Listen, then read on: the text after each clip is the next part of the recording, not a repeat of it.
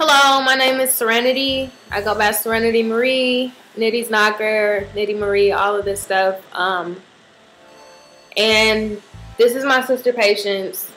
And today just really bothered me for a lot of different reasons. I've been on the computer just blogging about different stuff, and a lot of black study stuff that I've been doing today has been bothering me. First, let me say I'm not an activist or anything like that, but I am somebody who notices that there's a really big problem in this country, and it's to the point where I'm not just going to be the one who makes it out. I don't want to just be the one that makes it out. I want the whole system to change because it's really not cool for a lot of different reasons. Basically, what started the whole ordeal, or the idea of me talking about this, was on Facebook. I saw that video that happened maybe a few years ago of the white bus driver just beating the crap out of a black guy because the black guy asked him if he could get off somewhere, and he goes and says, "Why are you asking me these questions? Didn't I tell you to stop asking me questions?" And the guy was just like, "I'm sorry, I'm not from here. You know, I just want to know how to get blah, blah, blah." And the guy beats the living hell out of him. I saw the video. The video link was from 2011. That is crazy because I haven't heard anything about it. Yeah, and I haven't heard anything. And he threw him off the bus. He beat him up and threw him off the bus. He got fired, which is good, but it made me just start looking up hate crimes, period. And there have been according to different statistics, there are over 250,000 hate crimes a year. More than twice as many of these hate crimes are against black people. But we're the ones stigmatized and looked at crazy, or the ones people are afraid of and want to cross the street, when we're not the ones who are doing these violent, dangerous crimes to people who are not like us. You have the Dunn trial that's currently being talked about, and they can't get on this fifth count to say if he's guilty or not.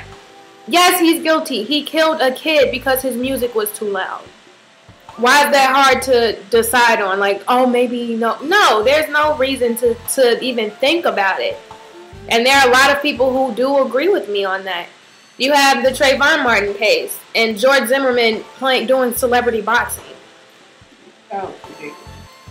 The blood in my body was so hot because I'm just this man is a celebrity boxer now. Even the picture that he posed talking about celebrity with his name next to it is just so degrading to the situation. To consider him a celebrity is wrong. You know, how do you consider someone who slayed a child? First off, if you are, and I know a lot of people have said this, but it is true. If you're strong enough to fight, how come you couldn't fight the kid if he was causing you that much of a problem when they told you in the first place to stay in your car? They told you not to follow him, but you did it, and then you say that you couldn't control the situation, so you pulled your gun out. But then you're signing up for boxing. Exactly. And you're still out and free and buying guns? And then 2 weeks later, there was some abuse case that happened, and his wife was... And it's just, that's messed up with that whole situation that he's not locked up. You've had hate crimes from the beginning of us being free. First off, we didn't ask to be brought here.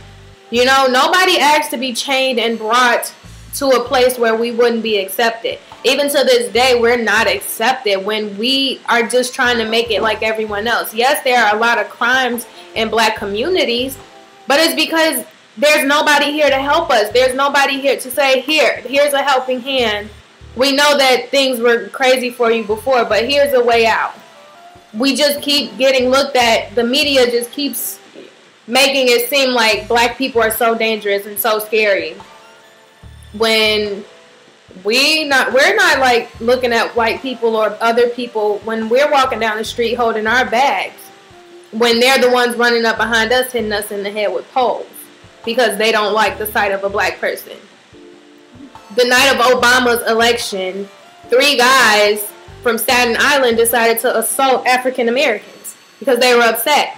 And they beat a 17-year-old in the head with a metal pipe and one of the breakdown police batons. What type of sense does that make? What type of sense does it make that it wasn't in the media afterwards? Exactly. This was what news do I have to watch to see the Staten Island news? Why is that not publicized? That's just insane to me. And this was on a civil rights page. You know, like, I had to look and get facts from a civil rights page. Something else that happened on Obama's election night, this really bothers me that I had no idea about it.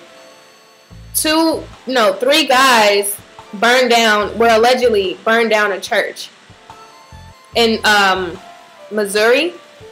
They burned down Macedonia Church of God, which was a new structure that they just built, and it was predominantly black. And these 3 guys burned it down on the night of the Obama election. That sounds just like the case where the 4 little girls died. Was that in somewhere in the South? I mean, unfortunately, I don't know the exact location, but somewhere in the South, Birmingham, when the 4 girls were killed in a church bombing. Why wouldn't that be global news? The Rodney King. It's not global, at least national. I mean, at least national. I mean, if they can put immigration reform as global, then they can put... If they can put gay people getting married as something global, like, who...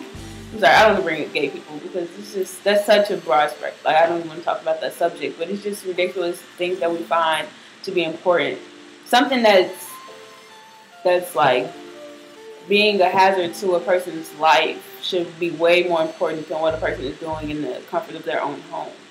Why one thing seen as more important than the other? Just because why if a black person kills a white person, do you think that won't be globalized? Like, and it is, and that's why it can be one count of a black person saying, "I'm sick of white people. I'm gonna go burn down their church," for instance. They're going to jail, and everybody's gonna know. They're gonna go straight to jail, and they're gonna put them into a country. Someone might kill them.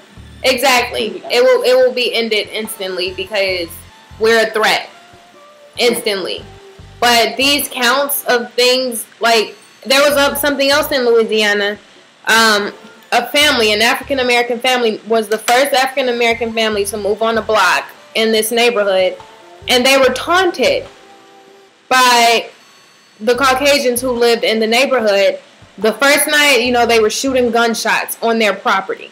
And the next night, one of them dressed up in KKK clothing, saying white power and white knights, and forced the family to move.